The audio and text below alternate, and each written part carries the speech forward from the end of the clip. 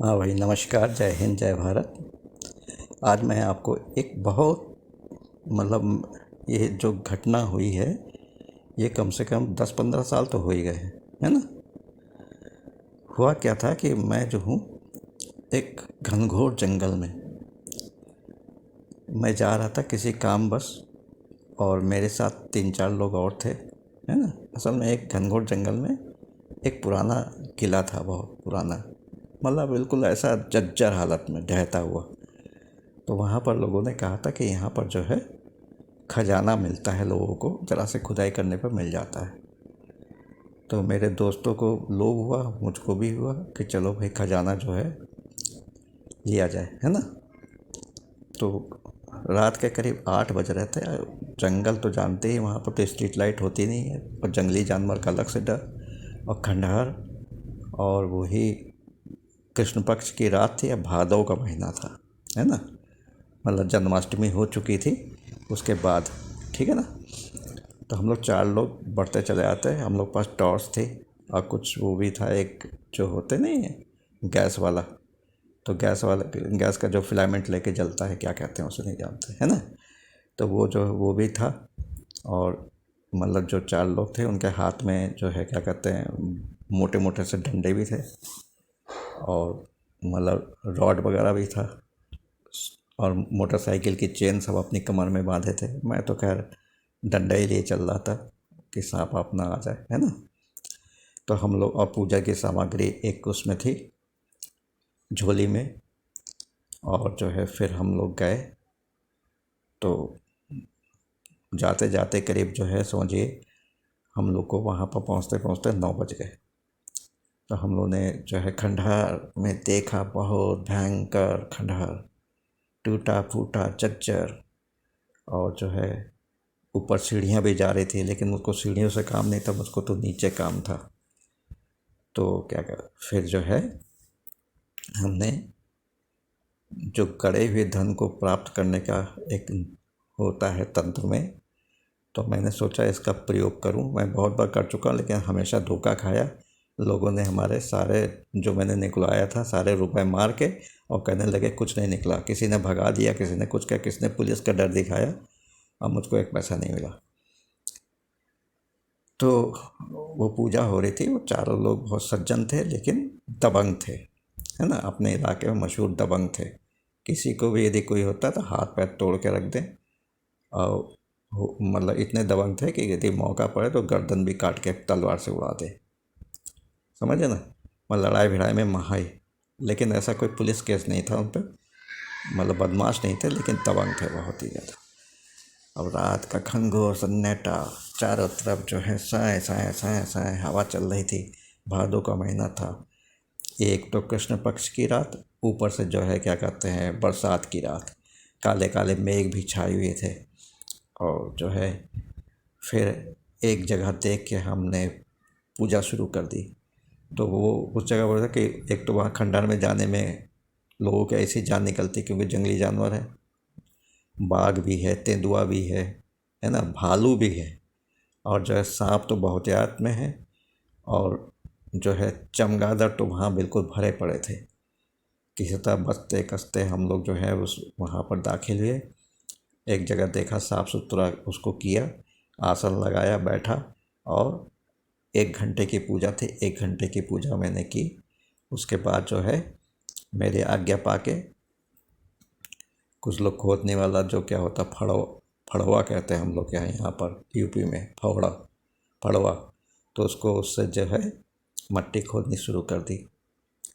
मट्टी खोदते ही जो है क्या कहते हैं 4 जो है वो निकली मटकी। और जो वो जो है शायद तांबे की हो या किसी चीज़ की हो मटकी, वो बिल्कुल काली पड़ गई थी, हरी काली ऐसे करके। तो शायद तांबे की ऑक्सीडाइज हो गया होगा, पता नहीं कै सौ साल पहले गाड़ी गई होगी। वो 4 मटकी निकली। सब ने उसको मटके को पहले पूरा वो किया, बलिदान किया, पशु बलि दी, उसमें मुर्गा बलिदान किया। और जो है पूरा जितना विधि विधान मुझको आता है वो पूरा करके उसको निकाला, मटकी को खोला। उसमें चारों में लबालब सिक्के भरे थे। मटकी मतलब समझिए कि इतनी छोटी थी कि 1 किलो पानी उसमें आसानी से आ जाए। ठीक है ना, समझ गए होंगे। तो मटकी में लबालब सिक्के भरे थे। मैंने जल्दी से सिक्के निकाले तो देखा जो है, अब उस टॉर्च की रोशनी में तो जगमग जगमग पीले सफ़ेद सब लग रहे थे, है ना। तो हम लोगों ने सोचा ये तो जो है सोने चांदी के सिक्के हैं। लेकिन जब बाहर निकाल के देखा तो बहुत पुराने ज़माने का, मतलब जो है करीब 300 साल 400 साल या उससे भी ज़्यादा पुराना राम दरबार का सिक्का भरे पड़े थे। अब जो है क्या कहते हैं, राम दरबार के सिक्के तो उसमें यदि सोने का होता तो भैया जो है, और सचमुच का यदि होता है तो 2.5 2 करोड़ 3 करोड़ ऐसे आसानी से बाज़ार में बिक जाता है। ऐसे भी 300 से 500 रुपये तो पर सिक्के के मिल ही जाते हैं आज के ज़माने में। तो जब निकाला उसमें एक तरह राम दरबार के फोटो है, हनुमान जी बैठे हुए थे, रामचंद्र जी थे, सीता जी थे, और शायद 1 2 आसपास कुछ भी हो, हनुमान जी थे। और सिक्के के जो मतलब नीचे की तरफ एक चौकोर सा निशान था, उस पर एक तरफ 17 और एक तरफ 40 लिखा था, मतलब 1740 का बना हुआ ये राम दरबार का। तो हम लोगों ने उनको, भैया चूँकि मिला है तो एक गगरी मैंने अपने लिए रख ली और 3 गगरी तीनों को बांट दी, है ना। भैया अपनी अपनी गगरी लो और संभालो और चलो। पूजा समाप्त हो चुकी थी, रात के 11 12 बज रहे थे। हम लोग जो है फिर मतलब चले, तो पैदल चलते चलते फिर जो है सड़क के ऊपर उन्होंने, जब जहाँ से मतलब फॉरेस्ट शुरू होता है वहाँ पर उन्होंने अपनी जीप खड़ी कर रखी थी। जीप पर बैठ गए, फिर अपने गंतव्य में आ गए। आके जो फिर जो मतलब ट्यूबलाइट की रोशनी में जब गगरी में से पलटा तो जो है सफ़ेद तांबे के, पीतल के, शायद पीतल भी होगा या कुछ, है ना, अजीब। और कुछ सिक्के में फारसी लिपि में भी कुछ लिखा हुआ था, है ना। और तो अब मैंने ज़्यादा वक्त बर्बाद करना, अपना सिक्का भी देखा तो मेरे सिक्के में भी सब ऐसे ही था, समझा जो। तो हम लोगों ने एक एक गगरी ली अपने अधिकार में, फिर अपने अपने गंतव्य को हो गए। अब जो वो मैं आया घर तो उसको सिक्कों को देखा, उसमें जो है कुछ सिक्के तो शायद अकबर के समय के थे। उसमें एक तरफ रामचंद्र जी थे, एक तरफ जो है कुछ लिखा था उर्दू या फारसी में, मुझको मालूम नहीं। तो इस तरह के चांदी के सिक्के थे। तो करीब 6 7 चांदी के सिक्के थे, कुछ तांबे के सिक्के भी थे, चकोर चकोर से, अजीब से, पता नहीं किस राजा महाराजा के होंगे। और बहुत, और करीब करीब मतलब समझिए कि 70% सिक्के जो है राम दरबार के सिक्के थे। और तो और एक जो है निकला बहुत बड़ा सा, मतलब जैसे गेंद होती ना, गेंद है ना, क्रिकेट की गेंद, उसको आधा आधा काट लीजिए, आधे का भी मतलब उसको आधा काट के फिर उसका एक मतलब चिप्स जैसा बनाइए, उतना बड़ा सिक्का था। और वो बिल्कुल झमझमा रहा था। मैंने कहा हो सकता है उसमें जो है राम दरबार उसमें भी बना था, और पीठ पीछे जो है पता नहीं किस भाषा में लिखा हुआ था, है ना, और उसमें सन नहीं लिखा था। तो जो है वो मैं मैंने निकाल लिया, निकाल के जो है अब हमारे पर्चे सुना रहे उनसे पूछा तो उन्होंने कहा, तौला उसको, तो करीब 200 ग्राम का था। उन्होंने कहा ये 22 कैरेट का प्योर सोना है, इसमें कोई मिलावट नहीं है। और उसने तुरंत ही ख़रीदना चाहा। मैंने कहा नहीं, ये मुझको मिला है, मैंने, है ना। वो सिक्का और सब सिक्कों को दिखाया तो उसने जो चांदी के थे चांदी को बताया, जो तांबे के थे तांबे को बताया, अब जो मतलब मिले जुले सिक्के थे तो वैसा बताया। और सभी सिक्कों, राम दरबार के सभी सिक्कों 1740 लिखा था।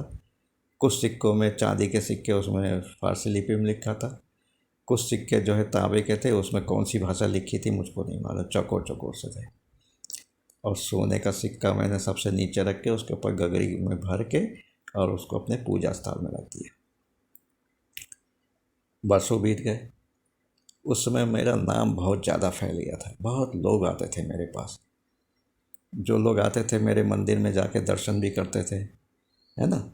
उसमें से पता नहीं किसकी नीयत लग गई, और एक दिन घर में कोई नहीं था, मेरी वाइफ गई थी जरा कोई बिल विल जमा करने, और जब वो लौटी तो पूरी गगरी जो है वहाँ से गायब। एक डिब्बा था जिसमें नेपाल नरेश ने एक मुखी रुद्राक्ष दिया था। बनारस के एक अघोरी थे, बहुत बड़े अघोरी, उनको दिया था, उन्होंने मुझको दिया था वो एक मुखी रुद्राक्ष। और वो पूरी गगरी और वाइफ के जो है क्या कहते गहने, और उसमें बहुत सारा चढ़ावा रुपया भी रखा हुआ था, पैसे भी थे, सब साला बटोर के उल्लू का पट्टा लेके चला गया। और मैं जब शाम को ऑफिस से लौटा तो मेरी वाइफ ने, उस समय तो मोबाइल फ़ोन होता नहीं था, जब शाम को लौटा तो वाइफ ने बताया ऐसे ऐसे हुआ। तो उन्होंने जो है हमारी स्टील की अलमारी को तोड़ के उसमें से निकाला था। हम इतना चालाक चतुर था कि जो आर्टिफिशियल गहनों के बीच में सोने के गहने रखे गए थे, तो सोना सोना मार के आर्टिफिशियल गहना वैसे ही छोड़ गया, है ना। और जो है वो गगरी रुद्राक्ष ये सब ले के वो चंपत हो गया। आज तक उसका पता नहीं चला कि कौन था कौन नहीं, मेरे लिए अनजान होगा, और मैं कुछ कर नहीं पाया, क्योंकि लगता है तंत्र में अपने ऊपर अपने साथ जो बीतती है उसका कुछ नहीं होता। अब जो है मैंने कुछ दिन पहले गूगल में उन सिक्कों को, एक हमारे बहुत ही प्रिय शिष्य हैं पुनीत भटनागर जी, जो इलेक्ट्रॉनिक्स का बिजनेस करते हैं और मेडिकल कॉलेज में इलेक्ट्रॉनिक जो इंस्ट्रूमेंट्स होते हैं उनकी वो सप्लाई करते हैं। उन्होंने कहा गुरुजी मेरे पास ये सिक्का है, ऐसा एक सिक्का या दो सिक्के जो भी हों। तो मैंने कहा यार उसके फ़ोटोग्राफ भेज देना। तो उन्होंने फ़ोटोग्राफ भेजे, वो फ़ोटोग्राफ मैं इनके साथ लगा रहा हूँ। आशा करता हूँ कि आप उन्हें देख के बताइएगा कि ये कितने में बिक सकता है। एक ही सिक्का है शायद, या दो हो या चार हो, नहीं कह सकते। फ़िलहाल वो फ़ोटो मैं आपको भेज रहा हूँ, इसमें दिखा रहा हूँ। और इसी के साथ मैं एक और बात कहना चाहता हूँ।